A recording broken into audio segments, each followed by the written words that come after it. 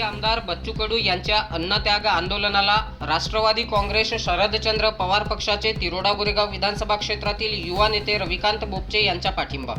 शेतकरी, कष्टकरी, दिव्यांग, महिला आणि युवकांच्या न्याय हक्कासाठी प्रहार संघटनेचे संस्थापक बच्चू कडू गेल्या 5 ते 6 दिवसांपासून राष्ट्रसंत तुकडोजी महाराजांच्या समाधीजवळ अन्नत्याग आंदोलन करत आहेत। शेतकऱ्यांची संपूर्ण कर्जमाफी, निवडणुकीपूर्वी दिलेली आश्वासने पूर्ण करावीत या मागण्यांसाठी हे आंदोलन सुरू आहे।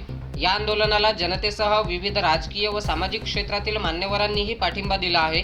राष्ट्रवादी काँग्रेस शरदचंद्र पवार पक्ष तिरोडा गोरेगाव विधानसभा क्षेत्रातील युवा नेते श्री रविकांत बोपचे यांनी आंदोलनस्थळी भेट देऊन बच्चू कडू यांची प्रकृतीची विचारपूस व आंदोलनास ठाम पाठिंबा जाहीर केला। या आंदोलनस्थळी आमदार माननीय रोहितदादा पवार, खासदार अमर काळे, आमदार सुनील भुसारा, आमदार प्रकाश गजबिये, सलील देशमुख, ॲडव्होकेट रविकांत वरपे, पंकज नाना बोराडे, विकास लवांडे यांचीही उपस्थिती होती।